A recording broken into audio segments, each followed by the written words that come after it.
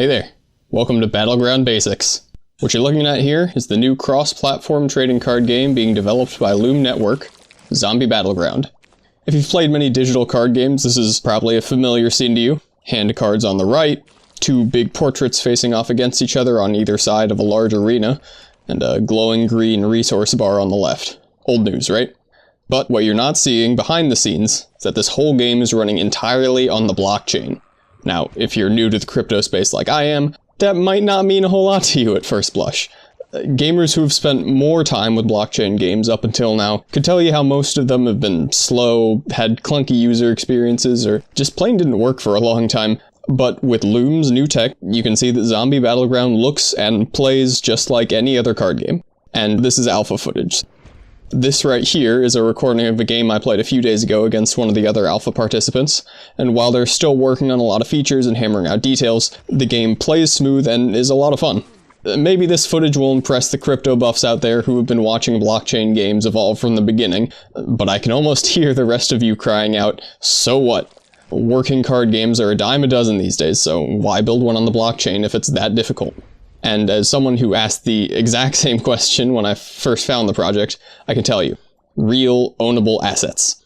In most other digital card games like Hearthstone or Magic the Gathering Arena, your collection of cards exists in a vacuum. There's no way to buy cards you're missing or sell duplicates that you don't need, and while all of them have their own systems for crafting cards you want, trading with friends is just out of the question. In the extreme case that one of those companies shut down their servers, all the progress you've made in that game would be lost forever. But, by maintaining cards as tokens on the blockchain, Loom is turning all of that around. Long story short, with the cards you collect in Zombie Battleground, you can do anything you'd be able to do with physical trading cards in real life. Buy, sell, trade freely with friends. They're even making it so you can play with your own custom house rules or run tournaments right out of the starting gate. So, if all of that sounds good to you, what's going on down on the game board? Well, we're in the middle of a match now, but here's the essentials. In the center of each side of the field are the two overlords. Those are the big faces on either side.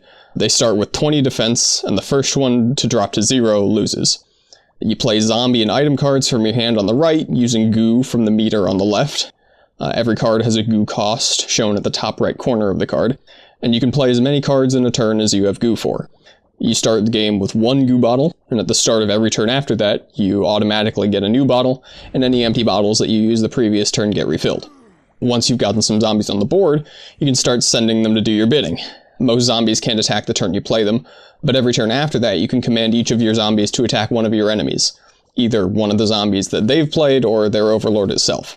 When a zombie attacks, it deals its attack value, the number on the left, to the target's defense, which is the number on the right. And if it's attacking another zombie, that zombie will counterattack, dealing its damage back to the attacker's defense. There are also a lot of zombies with special effects and abilities beyond that, which are mostly pretty self-explanatory based on the text written on the card. For example, the card I've got on the field right here, Vulcan, he can't actually attack, but at the end of your turn, he deals 5 damage to a random enemy. So if I play this second one in my hand here, you'll see that when I end my turn, both of them will deal 5 damage to the enemy overlord, and we win the game. Loom's been iterating on this thing crazy fast, and the game's already open for public play, so if you're interested in getting a jump start, check out the website at loom.games to download the client. There are resources there to help you learn to play, or you can check out the rest of the Battleground Basics videos, where I'll dive into the mechanics one at a time, and eventually cover more advanced concepts and strategies. Thanks for watching, and I'll look forward to seeing you on the Battleground.